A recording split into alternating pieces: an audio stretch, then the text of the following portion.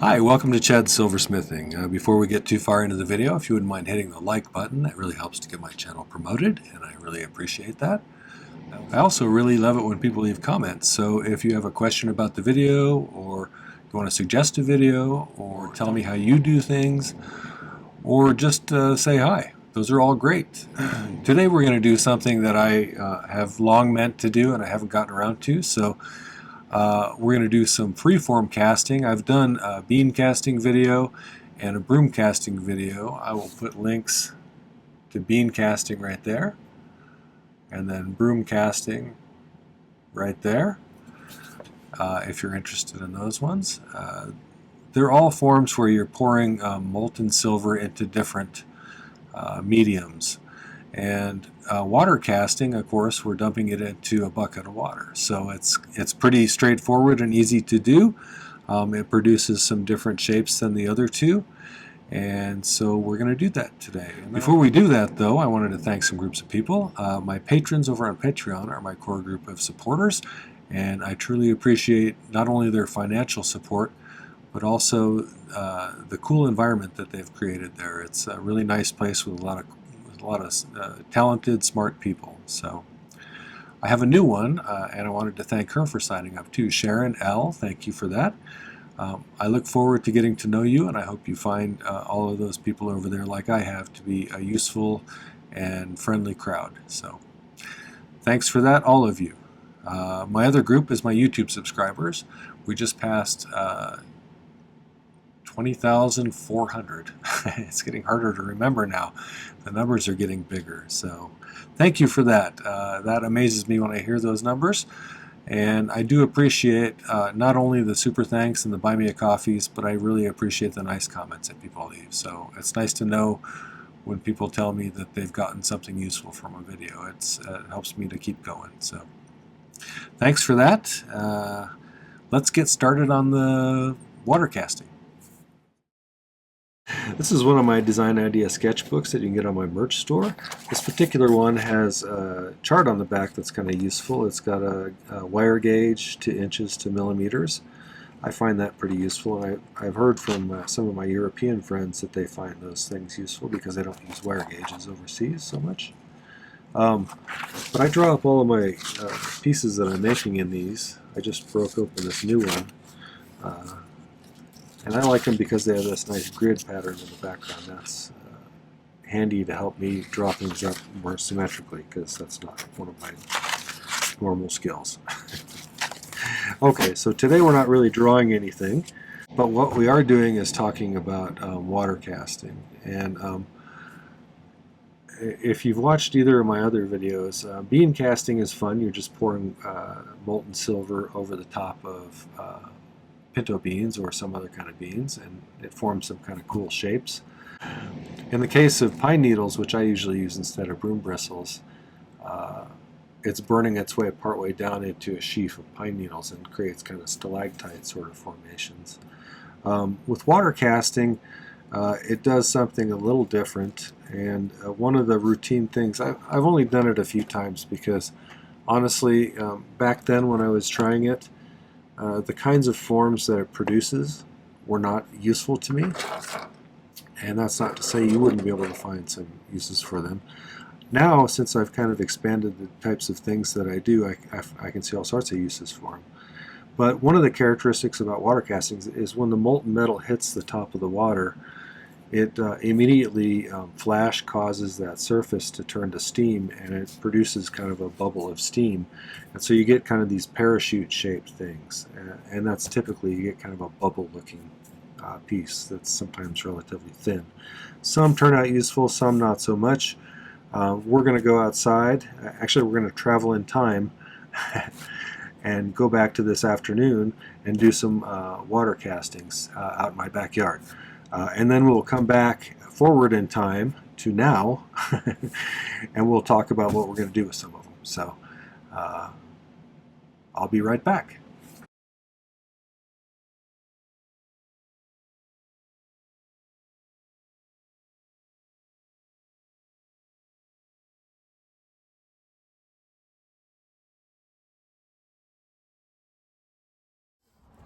Well, this isn't usually where you see me at.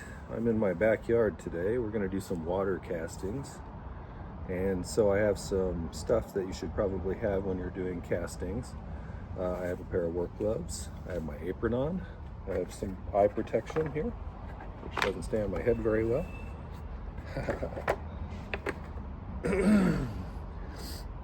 I have a crucible. I have some, I put a piece of plywood on the table. And I have my torch out here strapped to the table so I don't accidentally kick over the tank. And I have two different things of water. I have a bowl of water that's got a little steel bottom, because I think when I dump silver into this, it's going to end up on the bottom. And I also have a big deep bucket, which I should cool it off before it ever hits the bottom. So we're going to give it a try with both and see how things come out. And we'll have fun, hopefully. Then we'll see if we can make something cool out of some of them. I'm going to put some scrap silver in here.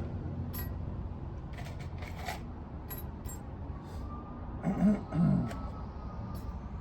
want to do too big of a piece to start.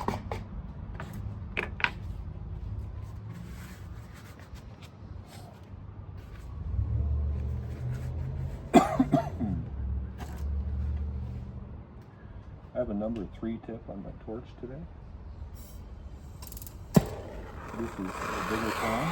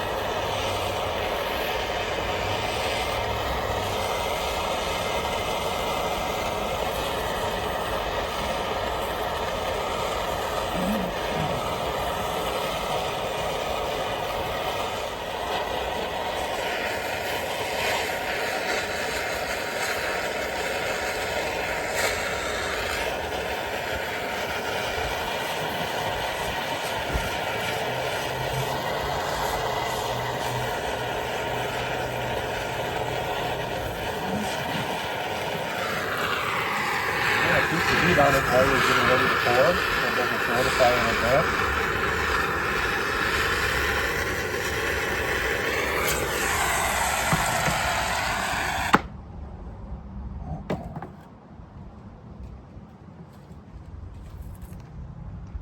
You can kind of see what happened there. So it should be cool since it's completely immersed in water.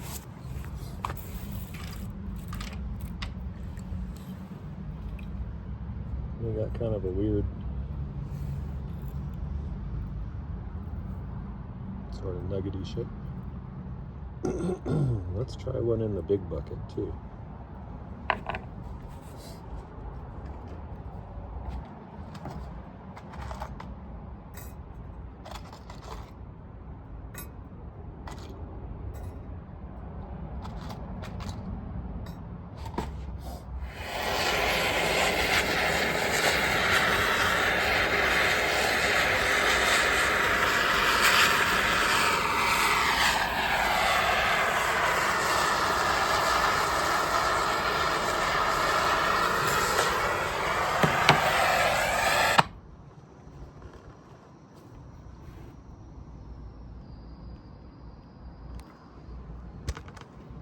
Looks like we got 2 pieces this time, plus a couple little ones.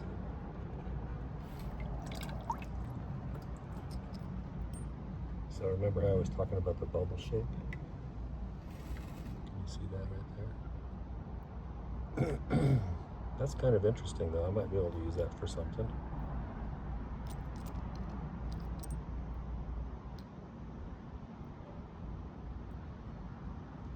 Set that like that with a stone in it or something. Let's do a couple more just to see how it comes out.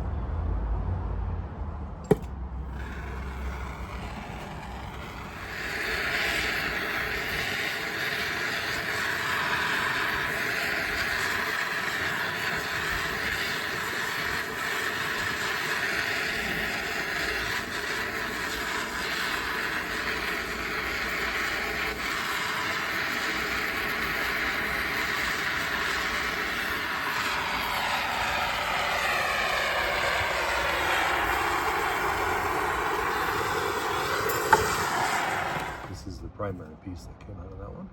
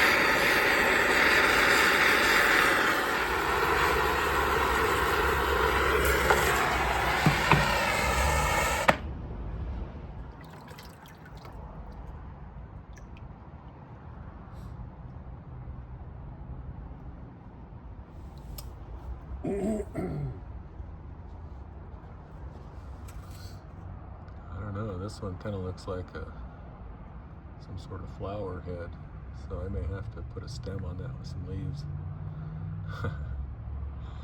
I might be able to use that one. Here's another little one that came out.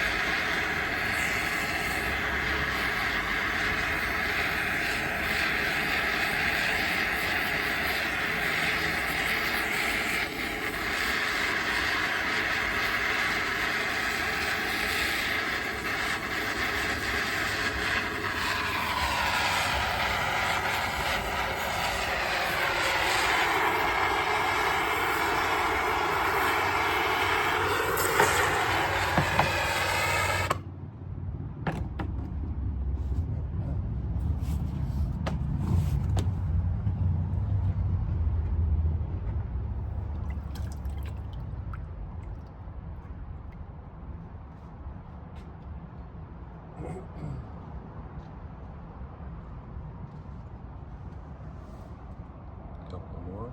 This one's again very sort of flower-like. It doesn't focus now.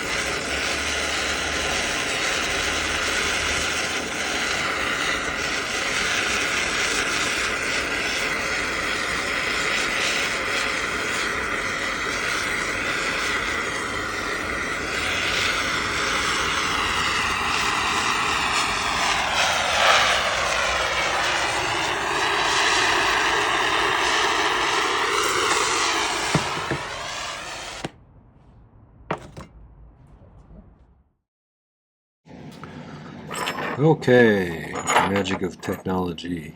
We are back in the evening. Okay, so I looked through all of these off camera and I picked a couple that I'm going to use tonight. I'm definitely going to revisit this one. This one looks absolutely like a kind of a stylized sort of space flower or something, so I'll put a stem on that at some point and some leaves. So I'm going to keep that one out. But some of these, you can see the bubbly shapes on them. This one actually, the steam must have pushed all the way through when it was cooling. But definitely a pattern. So I think there's a lot of potential for some cool ones. I'm going to use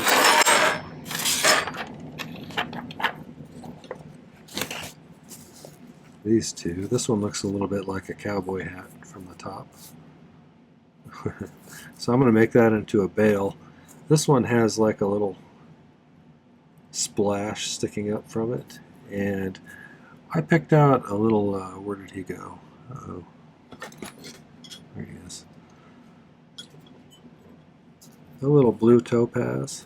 That's, let's see how big it is. 4 by 6 millimeter. And so I made a little bezel for him, and I'm going to be mounting this right up on top of that cup kind of shape there. I'll get it positioned so it's pointing straight forward. Kind of like that. And then we'll use this as a bale with kind of a pathway behind it for a chain to go through, and then we'll hook it with some jump rings, I think. So let's do that. I think first I'll solder this bezel on here. Now, a couple of things I could do in order to put this on. There's already some solder in the bottom of this little step bezel I made because I soldered a ring inside of it. But I could add a little bit of solder on there, flux them both, and then we'll flip it over and heat this up enough to where it'll reflow that solder. That's called sweat soldering. So I think let's do that. If you're new to my channel, I use hard silver sheet solder like this, and I have a few pieces cut right there. I use a liquid flux that I dribble on, and my torch is a Silversmith model. It's their acetylene air torch. It only has the acetylene tank and draws in atmospheric air right there to mix with the gas. So let's get this stuff put together.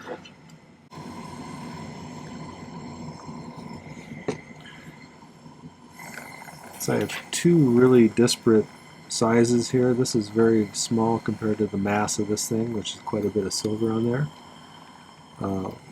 In order to get this to stick to this, I need to heat primarily this, because it's going to take a lot longer for that to reach temperature than it will for this thing.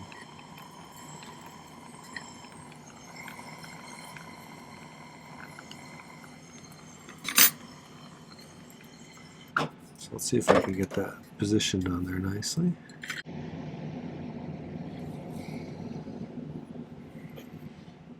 It'll probably settle a little bit when I do this, but let's see. So again, like I said, I'm going to heat primarily the big chunk of silver here. The solder on the bottom of that bezel is already attached to the bezel, but it's not attached to this piece yet. So this piece needs to reach like 1450 degrees. And since it's so much more massive, it's going to take a little more heat pumped into it.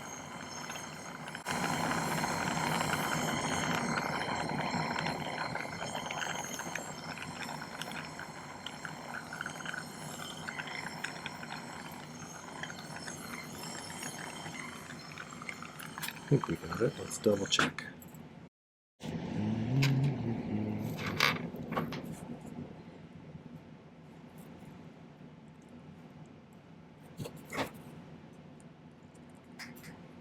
I'm going to try and file that little bump off of the back of this.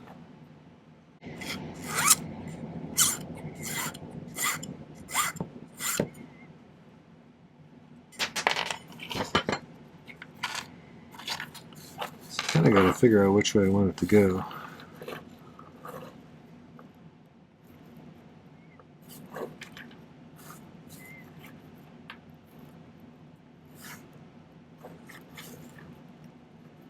think my feeling is kind of like that way, because the angle there matches the angle at the top of that, kind of. So I think I'll put a ring that's vertical this way and a ring that's horizontal to hook through that. But before we do that, let's make a little bail portion out of some sheet, maybe. Let's see what I can find here. This is 22 gauge. Let's use some of that. So I want it to be almost as wide as this. Let's do it like that.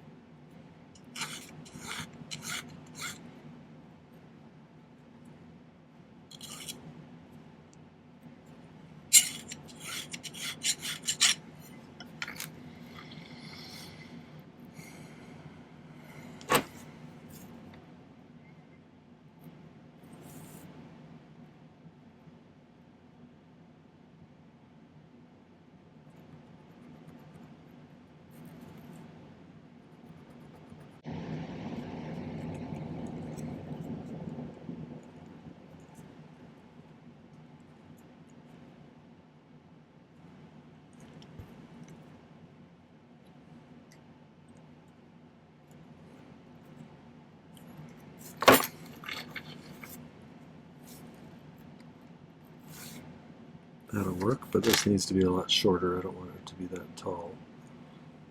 So let's cut a little bit off, and then file them flat.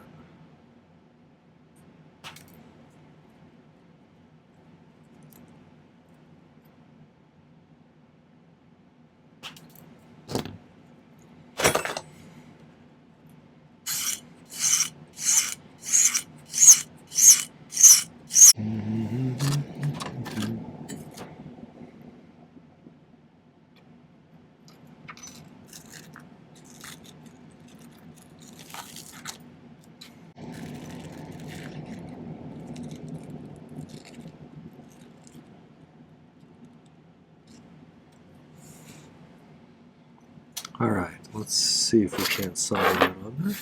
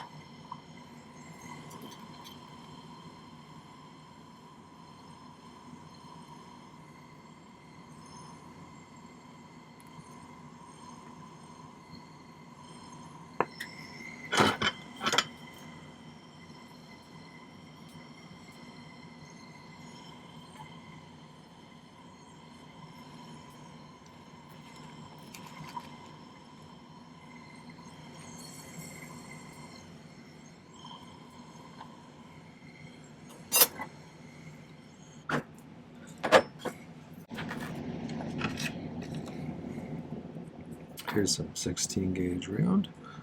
Let's do this.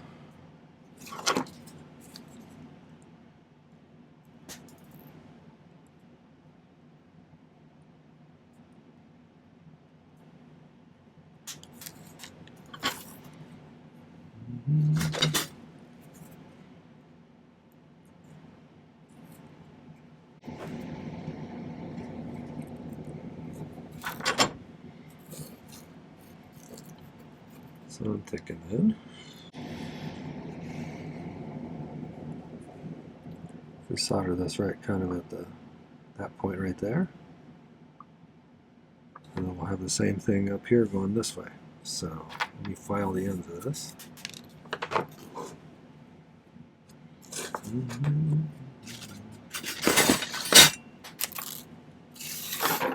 you have a miter vise jig, this would be a time where you could use it if you wanted to.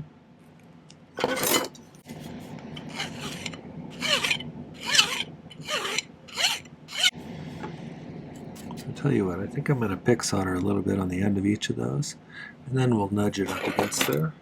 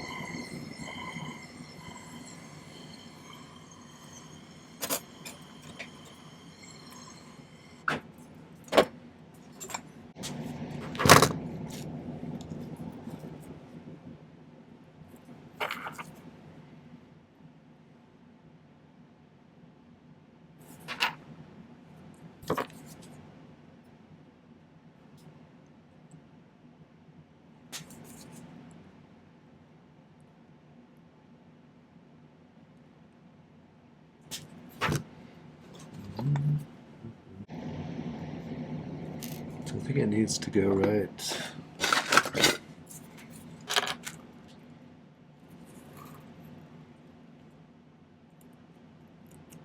Kind of down that line there.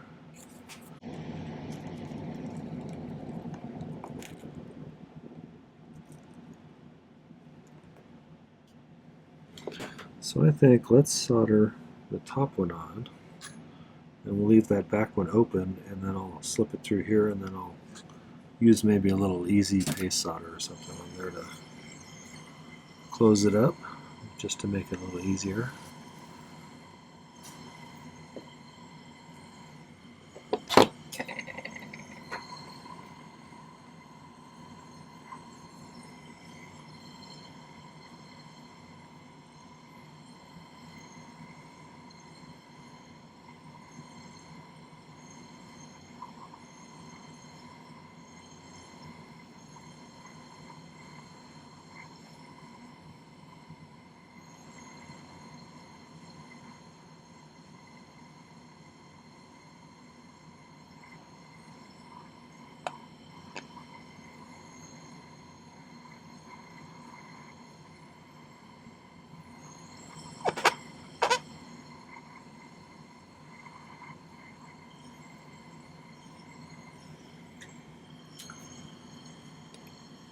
The hard part for beginners, usually, from my experience, is that when you're trying to solder something very small like this ring to something really massive like this chunk of silver, it takes much longer to get the big chunk of silver up to the right temperature. The ring will reach that temperature just by being in proximity to the rest of it. So you have to be a little careful, otherwise you end up melting a lot of little rings.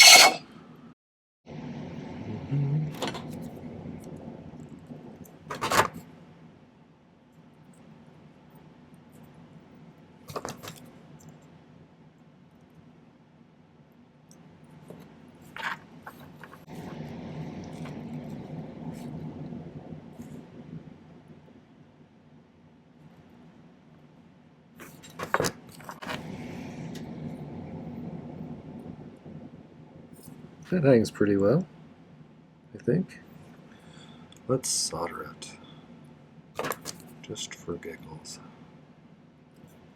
Make sure that's touching well.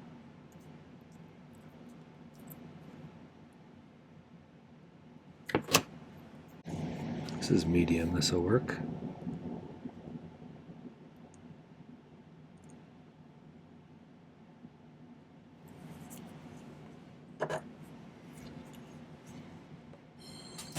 But I don't want to heat the bail at all on this one.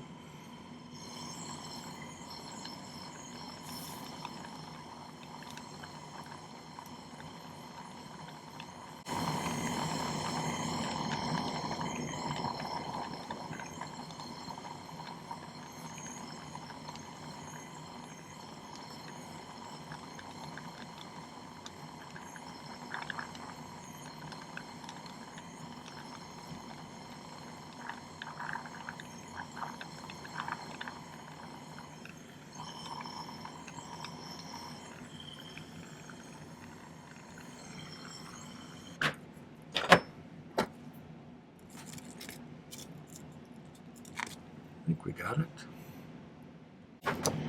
So I'm going to pickle this for a while, and then I'll polish it up, and then we can set that stone at the end. This is going to look a little rustic because I'm not going to have time to tumble it or anything. So I'm just going to hand polish as I can. And so there's going to be areas in it that are much shinier than others and stuff. But sometimes that look is kind of nice. So we'll get it cleaned up and polished, and then I'll set that stone and we'll take a look at it.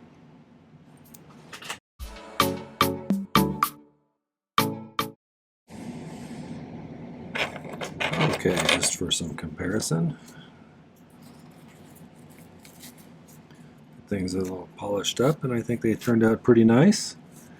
I went ahead and set the stone, and I think that hangs reasonably well.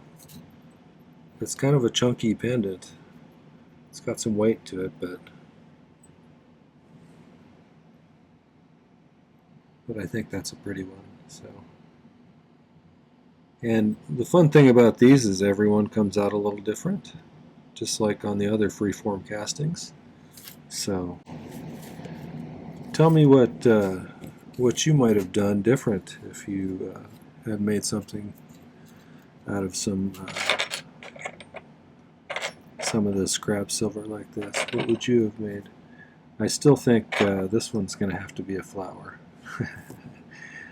But I don't know. Interesting stuff. You could make like a psychedelic turtle or something. Either way, I'll get some better pictures and put them at the end. Okay, well that was water casting and a piece of jewelry made out of a couple of them. I hope that you enjoyed that, and if you did, make sure to hit the like button. And I'd love it if you take a moment and go over to my main channel page. I have a ton of content over there now. I'm well past 460 videos. I do 3 per week, one on Tuesday, one on Thursday, and one on Saturday. There's a variety of stuff over there. There's beginner projects, more advanced projects, some skills, some tool stuff. There's a wide variety of content, so I think you'll almost certainly find something else that's interesting over there. And then I'd love it if you'd subscribe to my channel as well. The last thing is check out the video description down below. You can get a hold of my either of my ebooks through the merch store, but there's also a direct link to 2024's down there, which is a guide to last year's tutorials. It includes pictures, extra information about the project, difficulty rating, materials list, that kind of stuff, as well as a link right to each of the videos, and there was over 170 in 2024. So it's a whole bunch of projects right at your fingertips, and it's a great way to support my channel if you want to get one of those. There's also a link to my regular merch store where you can get those design idea notebooks. Those are super handy. And there's a link to my Patreon if you want to find out more about that community. So, all right, well, thank you for watching. Take care. Happy silversmithing.